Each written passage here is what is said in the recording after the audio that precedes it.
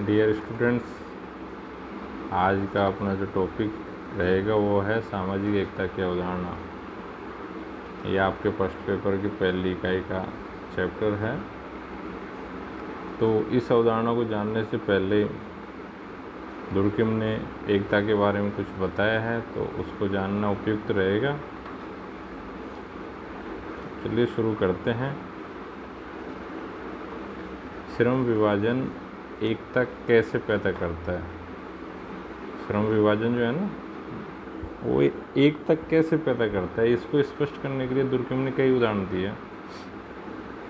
जैसे हम केवल उन लोगों से ही दोस्ती नहीं करते जो हमारे उनसे समानता रखते हैं, बल्कि हम उनसे भी रखते हैं जो हमारे से भिन्नता रखते हैं, क्योंकि जिस बात की कमी का अनुभव हम करते हैं उसकी पूर्ति हम अपने मित्र में ढूंढते हैं। दुर्किम ने बताया है कि हमारे अंदर चाहे जितने गुण हों, फिर भी हम में कोई न कोई अभाव या कमी रहती ही है, और हम में से सर्वोत्तम भी, यानी जो सबसे श्रेष्ठ है ना, वो भी अपनी कमी को महसूस करते हैं। यानी वो भी मानते हैं कि भाई कुछ कमी तो हम में भी है। यही कारण है कि हम अपने दोस्तों में उन गुणों की खोज करते हैं जो हम में नहीं होते, क्योंकि उनके साथ रहने में हम कुछ मात्रा में उनकी प्रकृति में भागीदार बन जाते हैं और स्वयं को कम अपूर्ण अनुभव करते हैं। यानी कि हमें ऐसा लगने लगता है कि ये कमी भी हमारी अब दूर हो गई है। इस प्रकार समानता और भिन्नता दोनों ही आकर्षण का कारण हो सकते हैं। दुर्किम ने एक और उदाहरण दिया है कि वैवाहिक एकता एवं स्त्री पुरुष की एकता को भी श्रम विभाजन के द्वारा समझने का प्रयत्न किया गया है।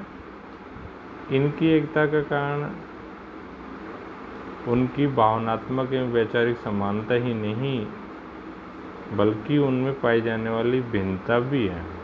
स्त्री पुरुष जो होते हैं ना, पति पत्नी, उनमें केवल भावनात्मक और वैचारिक समानता के कारण नहीं, बल्कि उनमें भिन्नता के कारण भी एकता पाई जाती है। भिन्नता कैसी होती है? उनमें लैंगिक भिन्नता होती है, उनकी रुचियों में भिन्नता होती है। इन दोनों के कार्य क्षेत्र अलग अलग होते हैं। स्त्रियों का कार्य रागात्मक क्षेत्र से एवं पुरुषों का बौद्धिक क्षेत्र से होता है। श्रम विभाजन इन दोनों को आपस में जोड़ने का काम करता है और इनके प्रयत्नों को संगठित भी करता है।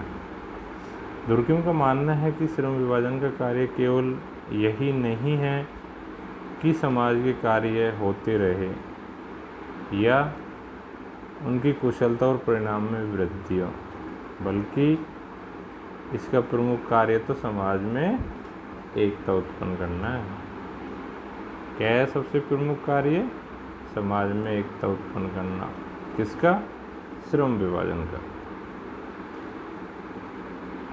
अब एक और इसमें जानने लायक चीज़ है, वो है कानून एवं एकता। यानी कि कानून से भी एकता आती है, इसके बारे में जानते हैं। श्रम विभाजन का प्रमुख कार्य समाज में एकता उत्पन्न करना है, और एकता एक नैतिक तथ्य है। कैसा तथ्य है? नैतिक तथ्य है, जिसका अवलोकन एवं परीक्षण प्रत्यक्ष तरीकों से किया जा सकता है। दुर्किम का कहना है कि वैधानिक कानून के अध्ययन के आधार पर हम किसी समाज की एकता को माप और समझ सकते हैं। वैधानिक समूह के सदस्यों के पारस्परिक संबंधों को प्रकट करते हैं। वैधानिक कानून है ना, वो समूह के सदस्यों के पारस्परिक संबंधों को क्या करते हैं? प्रकट करते हैं। सदस्यों में जितने घनिष्ठ संबंध होंगे ना, समूह में उतनी अधिक एकता पाई जाएगी। समाज की कानूनी व्यवस्था होती है, सामाजिक एकता भी उतने ही प्रकार की होती है। दुर्खिम ने कानून का वर्गीकरण करके प्रत्येक प्रकार के कानून से संबंधित सामाजिक एकता के बारे में बताया है। उन्होंने प्रमुख रूप से 2 प्रकार के कानून बताए हैं।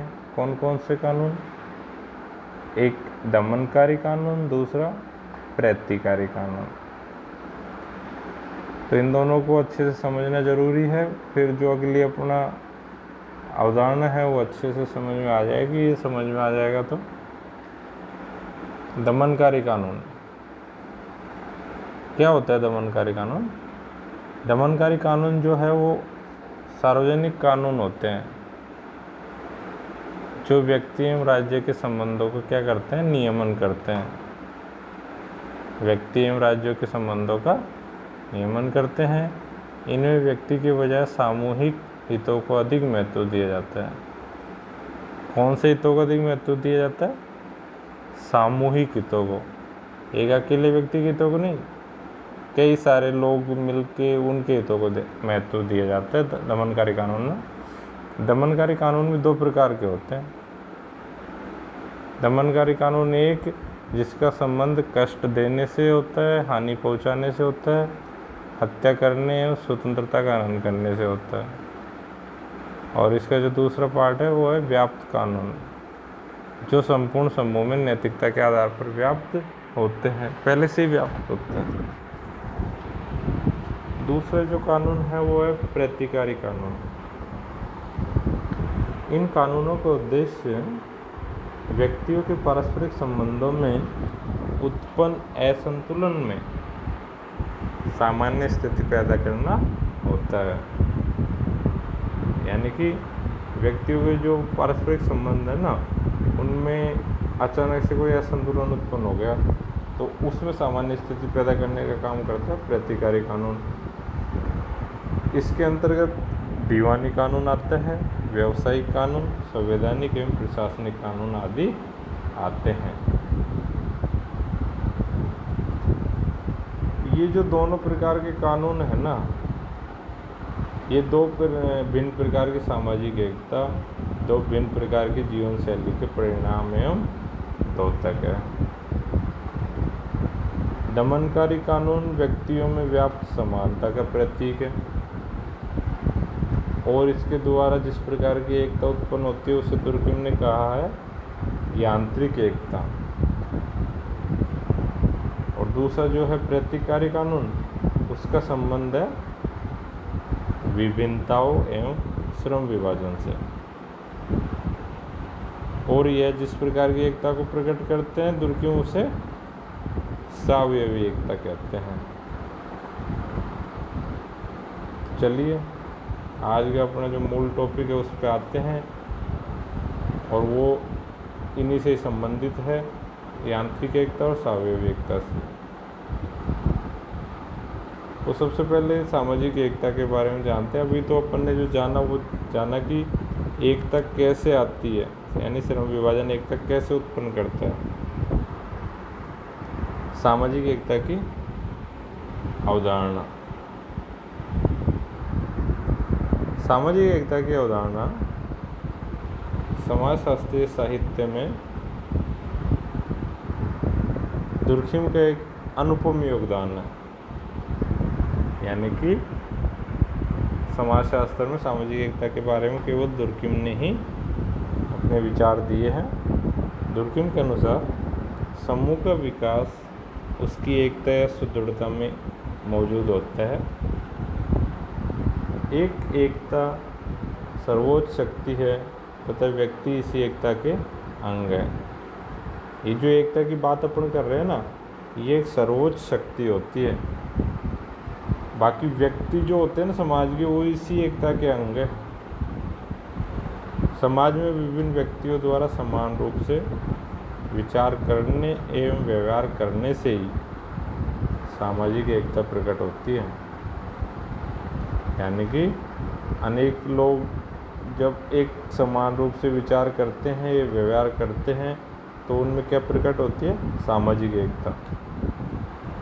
व्यक्ति एवं समाज में पाई जाने वाली समानता एवं भिन्नता दोनों ही समाजों में एकता को उत्पन्न करते हैं। समान शारीरिक एवं मानसिक अवस्थाएं लोगों को एकीकरण की ओर ले जाते हैं। जब तक लोगों में एक दूसरे के प्रति लगाव और आकर्षण नहीं होता है, वे एक दूसरे के प्रति निकट आने की आवश्यकता महसूस नहीं करते।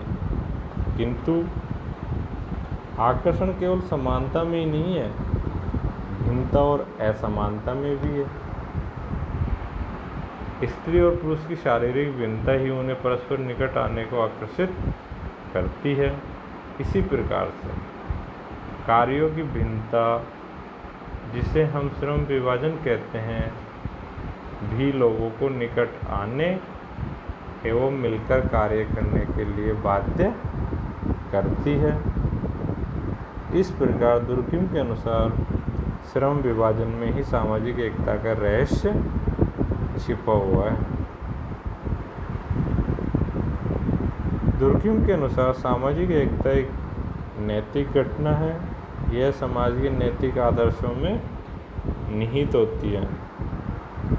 यह कोई मूर्त वस्तु नहीं है, यानी कि ये कोई दिखाई देने वाली चीज़ नहीं है, बल्कि समाज के सदस्यों की मानसिक स्थिति में निवास करती है। यह सामूहिक चेतना की अभिव्यक्ति होती है। समाज के लोगों में जितनी अधिक लगाव एवं निकटता की भावना होगी, समाज में उतनी ही मात्रा में एकता पाई जाएगी। जैसे पुराने समाजों में अक्सर देखने को मिलता था, लोग कितने मिलजुल कर रहते थे, यानी कि उनमें एकता कितनी अधिक मात्रा में पाई जाती थी। आगे दुर्कheim का कहना है कि सामाजिक एकता की स्थिति एवं स्वरूप में जनसंख्या के आकार और श्रम विभाजन के स्वरूप के आधार पर परिवर्तन होते रहते हैं। किसमें परिवर्तन होते रहते हैं? सामाजिक एकता की स्थिति एवं स्वरूप में। किसके आधार पर परिवर्तन होते रहते हैं? जनसंख्या के आकार के आधार पर और श्रम विभाजन के स्वरूप के आधार पर। इसी आधार पर समाज में दो प्रकार की एकता के रूप जन्म लेते हैं। कौन कौन सी दो प्रकार की एकता हो गई? एक हो गई यांत्रिक एकता और दूसरी हो गई सावयवी एकता। तो अब अपन को जो जानना है वो रहेगा यांत्रिक एकता के बारे में, फिर सावयवी एकता के बारे में। और मोटे रूप में इसको ऐसे समझ लो, यांत्रिक एकता का संबंध पुराने समाजों से है और सावयवी एकता का संबंध आधुनिक समाजों से है। Thank you.